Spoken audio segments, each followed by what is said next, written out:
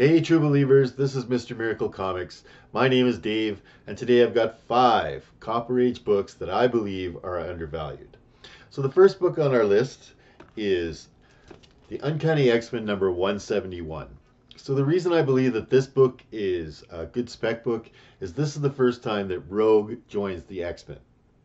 We all know that the X-Men are coming to the MCU. The MCU is really trying to push more diversity, which includes more female characters. So, Rogue being a popular X-Men is almost a sure bet to show up in the new MCU in the X-Men movies. How they get her to work in her powers, I'm not sure how that's going to work. But the first time that she joins the team, I believe is going to be is in this book, and it's undervalued for sure. It's an important point in the entire character's, origin and, canon for Rogue. You can get this book easily for around $10, right? Maybe a super really nice copy, 25. And I'm not talking on eBay all the time, right? But I know I paid $6 for this one just a week ago. So it's still a very undervalued book in my opinion. And the more we see the X-Men coming into the MCU, the more little spec books like this are going to start seeing little jumps as well that kind of tie the X-Men and their characters into, the plot line that's going to surround the X-Men and how they bring them in with the rest of the characters.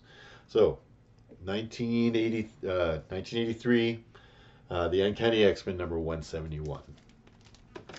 Okay, the next book on the list here, it's a little bit of a minor key, but it's something that ties in with Avengers Endgame that's going to come out this year, and that is The Mighty Thor number 390.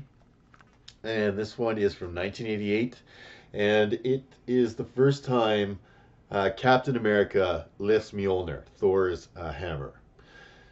Yeah, like I said, just a minor key, but that is something that people are speculating might happen in Endgame, where we see Captain America lift up Thor's hammer, Mjolnir. So this book can be had for, out of dollar bins, $3, $5. It's a very minor key, but again, I think more people are starting to catch on to this book, and you could see, it's starting to rise up to be a $10, maybe a $15 book around the movie time. Depends if he actually lifts the hammer or not in the movie. So again, a minor one, but keep your eye open for it because it can still be found in dollar bins, and you can still get this book for almost nothing. Okay, so the next book on my list is from 1984, and it is G.I. Joe number 26. So they have announced a Snake Eyes standalone movie, Snake Eyes Storm Shadow standalone movie, right? And this book is Snake Eyes and Storm Shadow's origin story. It's not their first appearance, but it's their origin story, and there's a good chance that any standalone movie is going to include this story, kind of be around their origins. They didn't really touch on the origins in the 2 previous G.I. Joe movies. The new one that's coming out is an entire reboot. It won't be Ray Park as Snake Eyes in that movie. It'll be recast. They are scheduled to start doing photography, principal photography for that movie, probably in the midsummer. They want to get started. They have a director, they have a script, they have all that stuff, so it's a go. And yeah, with this being his origin story, again, I find origin stories undervalued. And the closer that movie actually comes to being realized, don't look for that movie till about a 2020 release date if they're filming it here in late 2019. So more people are going to learn about that movie. There's going to be more advertising, more blog posts about the new G.I. Joe movie reboot that's coming out. And yeah, I think that this book being the, most likely being the basis of the story for that movie, could see quite a bit of jump in price. So yeah, that one is G.I. Joe number 26, and it's from 1984. All right. The next book on my list, it's from 1987. Oh, sorry, 1985, and it is Crisis on Infinite Earths number 6. So this is the first full appearance of the Anti-Monitor. The Anti-Monitor was a very big bad guy and the main bad guy here in Crisis on Infinite Earths.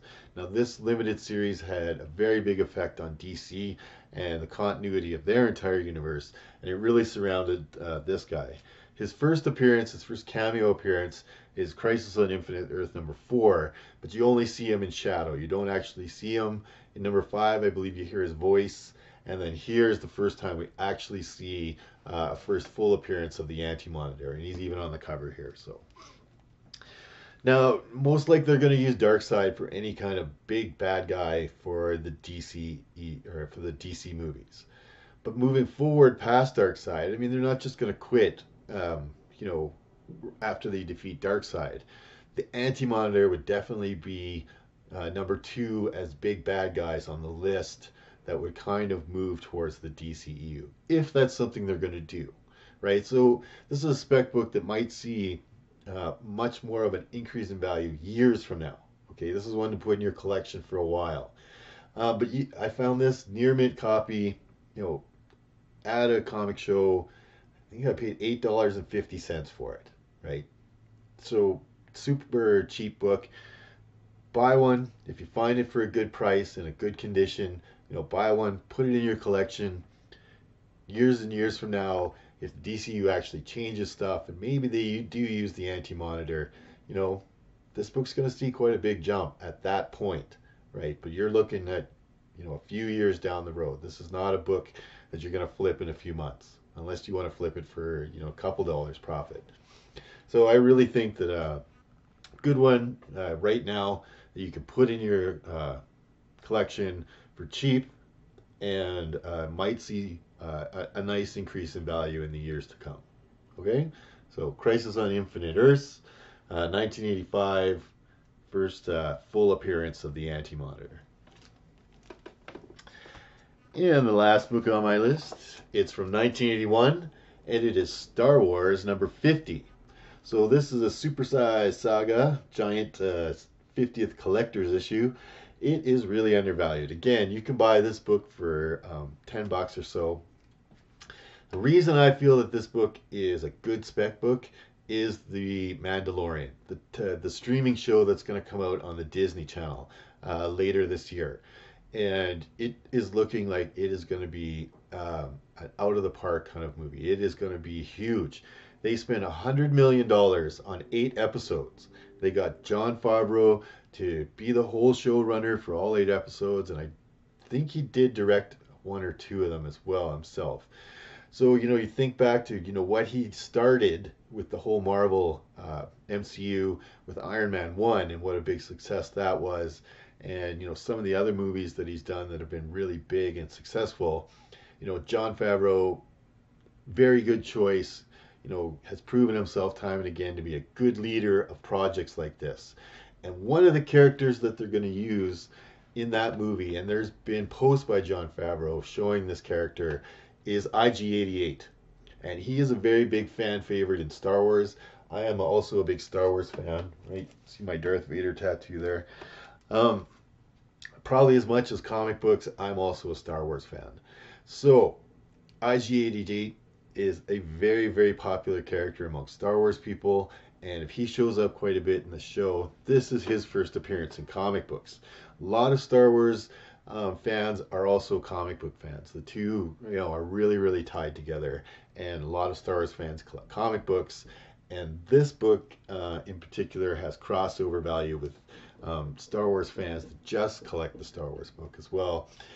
So with such a big show, and this might be a large character in that show, expect this book to see a price rise in value as more of that kind of advertisement is coming out. They're putting out the last of the trilogy for the new Star Wars reboot movie, number 9, and most likely they're going to put this series, The Mandalorian, out on their streaming service a few weeks, months ahead of that, you know, to start to generate hype. Closer, you know, to the end of the year, after all the big summer blockbuster hype is over, everybody gets a chance to breathe. When they want to stay home more, they're going to release their television show, get everybody back interested in Star Wars. Then they'll start putting out all the big hype for the theater, for the movie release of the last installment around Christmas time. So I believe The Mandalorian is going to be a big hit. If they're spending that kind of money on it, and they have those kind of people who have proven themselves with like a really proven track record behind it, like Jon Favreau, I believe The Mandalorian is going to be a big hit, and IG88 might play a big role in that, along with Boba Fett. But this is IG88's first appearance, and it can be had for very, very cheap right now. And expect this book to see, quite a bump closer to Christmas time. Okay, so that is my 5 Copper Age picks that I believe are undervalued. Please like and subscribe. Of course, right? Please like this video, subscribe to my channel, and yeah. So this is Mr. Miracle Comics. My name is Dave, and I will see you next video.